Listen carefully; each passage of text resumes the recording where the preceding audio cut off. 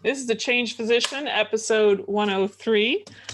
And I'm Melissa Cady, the Challenge Doctor, here with my co-host, Dr. Kevin Cuccaro. And I wanted to bring up one of those emails you get like on a daily basis, and I couldn't help but be inspired by it. And I think it's really relevant to, living a life filled with joy, and makes you think about, what is happiness. So this is a Mahatma Gandhi quote. Happiness is when what you think, what you say, and what you do are in harmony. And I think this is just, I think, relevant to being true to yourself and knowing who you are. And it resonated also because of my shift and changes in my own career. And many times, many of us can work in environments that might not be conducive or in alignment with your own values. And unfortunately, if you stay in an environment that is, it starts impacting you, and you might start changing yourself in a way to either stay in that job or try to keep people happy. But yet something inside of you is saying this just doesn't feel right. And so I have to say that, when what I'm thinking is best for patients and what we should do and how to keep them safe, especially in the anesthesia world, and the kind of work I was doing, I don't think it really paired up well, especially because when I was trying to be in alignment with who I am and what I'm thinking, sometimes what I'm saying was bucking or annoying, or like putting fingernails on a chalkboard to the people around me. And their priority, or what they valued, or what they thought was important, which can be directly tied to whether it's financial or keeping surgeons happy. It really wasn't a good fit. And so if I can't be true to who I am and what I think, and what I'm saying is I'm trying to be in alignment with it, but it's going against the very, environment I'm in. I'm trying to keep this very, not too much detail. Then it's really hard to be happy. And I'm speaking but in just in a career or where you're working. So this is a very isolated example, but obviously this can apply to everything in life. But I felt like that there was a misalignment, but for years I kept, plugging along, doing it, kind of that safety feeling of, I got a paycheck, I can deal with this, I'm only working part-time, I can tolerate this, again, keep tolerating. And at the same time, you kind of minimize your growth and your creativity and all the other things you could be doing with this vision of what's best for patients. Hence why I'm super grateful that I'm for all the things that transpired and was challenging and difficult in 2019. I'm eternally grateful that there was a meeting of the minds that realized this was not a good fit. And so I moved on, and it took a while to figure those things out. But once you free yourself of confining yourself in an environment where you're not in harmony, if you can free yourself of that and kind of almost clear the slate, it was really exciting and fun to start creating what was in alignment with what I felt was best for patients, safer, more ideal for even my own work environment, and actually just feeling very proud of what had kind of evolved and constructed. And so that's why that quote, happiness is what you think, what you say, and what you do are in harmony. Granted, there's other parts of my life that, I'm trying to align and find the best fit, but it feels so much better. And maybe that's just because I'm more of an entrepreneurial mind, and it gave me that freedom. So what did you think of when I said that quote? Anything? Well, I think, a lot of different things. First, there's the Buddhist aspects of it, where you're, the Eightfold Path, and they talk about things like right thoughts, right actions, right what you say, right words. The other part was just kind of pull back to the science a little bit, is about dissonance theory. Right. So, why would it be that if you are not in alignment with what you're thinking or what you're saying, what you're doing, I don't think there's anybody who would say that's a comfortable place to be, Right. because that isn't something that the human mind or the human brain is designed to do. It doesn't like to see that sort of dissonance. And when it's so easy in medicine to create that dissonance where we're maybe not doing what we say we want to do. Like maybe we're going in, we thought we're going to get people well and healthy, and what we realize that the whole thing is set up in such a way that is really just to treat sickness, not to get people well.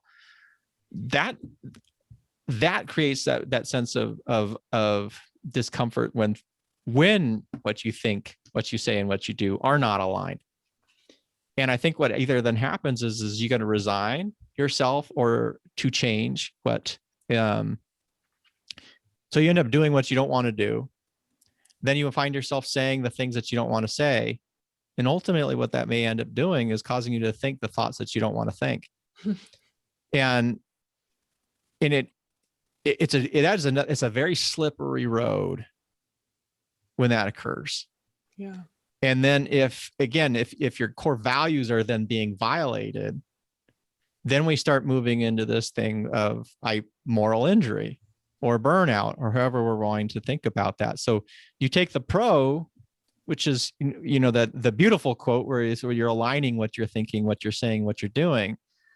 But the inverse of that would be when we're not doing what we believe in and we're saying the things that we don't believe in, which ultimately changes the thoughts into things that we don't want to think anymore. That's really a path towards misery here.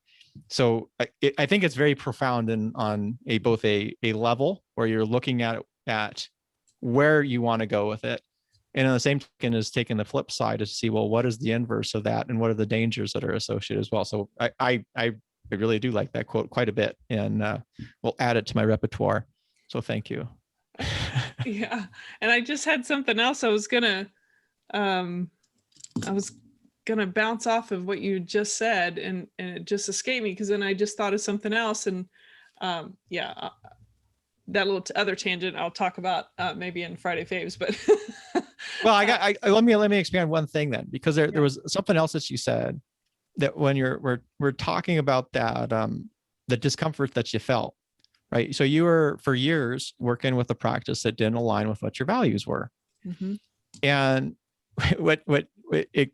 we just talked about this in sort of a previous episode where we talked about right versus easy, right? So it was easy to slip in this mode of, well, I'm doing, it doesn't feel quite right, but I don't, it's paying the bills, I'm part-time or whatever. So that's the sort of easy path. And the other danger with that is, in some situations, because it is known, that misery becomes comfortable. Yeah. And then, depending on who you are and sort of what your background is so much easier to stay in that comfortable misery than it is to make those decisions and go with the discomfort of pursuing something that is uncertain, the unknown. Mm-hmm. And I think a lot of this, I mean, it is so easy to do for most humans, that we will then delay, not because it's not necessarily we don't want to, but because it's uncertain. It's scary. We don't know what's going to occur. And that potential uncertainty and discomfort is so much, we are more apt to stay doing something that we know doesn't make us happy, simply because it is known and it is comfortable. And then again, going back to the quote, is then you start falling into this trap where now you're doing what you don't want to do, but somehow you start saying the words that align with that, and then ultimately may even be thinking those thoughts. So anyway. Well, that little spiel you did is trailer worthy. So I'm gonna trailer worthy. Ta-da. Trailer worthy. So actually, the thing that I thought about and is in medical training, I think we are kind of, I don't want to say brainwashed, but you're kind of forced to put up with the system because it's the only way you can get to the other side. And so I feel like there's this realization you might have at some point in your training, but you can't really change the system. But you kind of have to just like, even if it doesn't seem right, or it's not the way it should be done, like you try to do your best as an individual, but as a general system, and to get through it all, you just have to plug along. So you stick around. You stick around because you want to achieve that goal or dream, and you put up with a lot of stuff and a lot of discomforts and a lot of anxieties or a lot of challenging times, or just the stress and lack of sleep and all these things that are anti-wellness. You kind of push through that because for the sake of being board certified in whatever field you want to do, and hopefully from recognition of the problems, you would maybe choose a way to create that type of practice or career the way you think is right. Problem is, you still have a system you're dealing with that's still broken. And so I think many times people are so delayed in their gratification financially because you're essentially working 2 full-time jobs and making like what a teacher makes when you break it down by salary. And then you feel like, God, I just want to have that paycheck. So then you jump into the career or the salary, and then you're kind of like golden handcuffs we talked about before, and then you're stuck. And then you feel like it's easier to we're not going to go into the burnout thing, but in general, you're pushing through in an unhealthy way because it's never been about our wellness throughout this process. It's this system that kind of has been created and extended. Nowadays you have to go through all these residencies and fellowships and all that stuff to get, it's not just go through medical school and work a year, an internship, and then go out and work. Like it's extending and extending. So it's like you're kind of forced in these certain parameters on how you have to work, and you don't have a choice. So I'm not surprised we're in this place. And how can you, when you don't feel like you have a choice to be in harmony with what you're thinking and what you're saying and what you're doing, the doing part is not the way it's created is not healthy. So it's hard to align those things. And so I think that's why it's really hard for the traditional physician to really feel happy in their work if they don't have some level of autonomy to create it differently. Yeah, but I'm just trying to think about like, how do you survive that process? Because as you brought that up, and it's fresh in my mind because of your fantastic editing you did for the 100th episode. Mm-hmm. So if folks haven't seen that, it was super cool. Where for the 100th episode, what Melissa did is she took a lot of our old trailers of our fabulous past guests and spliced them together. And one that was in there was Michael Grieger. So Dr. Michael Grieger of nutritionfacts.org, who was sitting there, walking on his treadmill, taking not the easy path. He could have stepped up, but he's on his treadmill walker talking to us. But I'd asked them that question, is like, he went in with the specific intention about diet based on his experiences with his family and how he wanted to practice medicine. And I asked, well, how did you survive residency? His answer was basically, you duck your head and just do what you need to do. Right. And I think that's the difficulty is to survive training, to literally survive training, you have to follow what everybody else is doing. You cannot deviate from that. You will get destroyed. It's like militant. It is militant. And there's some good and bad things about that, because having seen and been involved with residency education, there are people who are trying to do their own thing that have no business doing their own thing at all. Yeah. But what I would say with that is, and what reminded me as you were talking about it, is what Dr. Grieger had, is he knew where he wanted to go. Mm-hmm. And so instead of seeing this path that he was on, that was creating all this dissonance whenever, you're prescribing drugs instead of talking about diet and exercise, where you're, really not addressing the root core of anything, but then just slapping on a Band-Aid on top of a symptom. He knew it was a step on the ladder to get to where he needed to go, to start practicing the way that he believed in, that was congruent with his values, in which he, really is why he started this whole process. And so if you're in training and kind of listen to this, I think that is important to mind. It is, this too shall pass, that we all know that there's difficulties with the system. Residency fellowship is not easy. And if it is easy, we should have to talk about that because it's supposed to be somewhat challenging. But recognize if you're in a place where you just know that this is what I need to do is put my head down and survive, and it may not actually perfectly align with my values. Again, not if it's something criminal. Obviously, that's a whole different story. Yeah. But being able to focus on the end point is when you lose that end point and you find yourself drowning in that sort of distance, and we start getting to problems, because then people are like, well, what else is there? Oh, I only need them looking for the money. Or they simply make that choice of, you're coming out of this indentured servitude and all you're thinking about really is the salary rather than those other intangibles. What is the work like? What are your colleagues like? What is the environment that you're in? What are the expectations for you? Is this something that you can grow in? Is your family going to be happy there? So anyway, it's a long way to say is basically trying to align what you're thinking, saying, and doing. We know that's difficult. There are certain areas that are going to be more difficult to do it when you are in an environment that really, it doesn't allow you necessarily to do what you want to do on every day, i.e. residency, internship, et cetera. Or you brought up the military. Military is another good example of that, where you can't, because that's not the way the model's set up. But being able to at least look downstream, you can sort of stretch that path out now.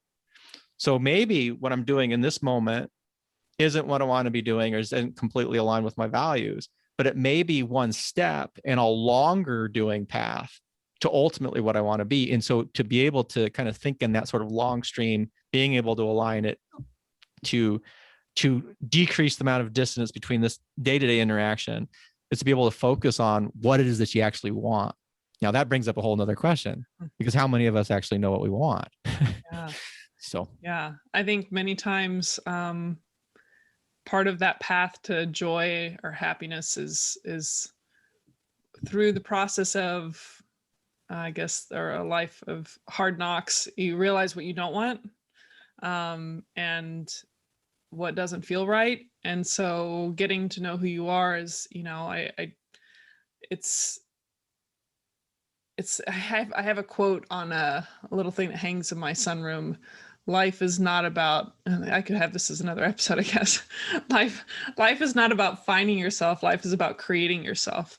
And so it's more of this intentional type of approach. And so I think, to close this out, or if you want to close out, I just wanted to mention that having an awareness of what it is that you're thinking, what it is that you're saying, and what you're doing, and if those are really harmonious, if those things are really in alignment or not. And if they're not, that awareness in and of itself will help you maybe decide on the things you don't like, and creating a life that is more built around the things that you enjoy and bring you happiness, or feel like you're creating meaning in your life and creating better connections, whatever those things may be. I think our underlying theme through this entire podcast, thank you to Kevin always being great at pulling this out, is having an awareness about all of these things. So, and being intentional. So you want to take us out with that? I think that's a perfect place to go. And I'm excited for another episode there, because I think that will be a great discussion. But absolutely, awareness and intention is sort of the theme, and it really lines up with what you were saying about this idea between is aligning what you think, what you say, and what you do into that. That really is, it just resonates quite a bit. And I think if everybody can see where that would create or craft certainly more happiness in your life. So thank you very much for bringing that wonderful quote today, Melissa, and for bringing out the wonderful discussion. It's always an absolute joy to talk with you. To the listeners out there and to the viewers out there, it's always great to not necessarily see you, but to know that you're out there with us. If you would like to be more part of the community, you can go to thechangephysician.com, whether you're a physician or physician ally. Drop us a comment. Let us know what you're thinking, what you would like to see in future episodes. And until next time, stay well. Take care.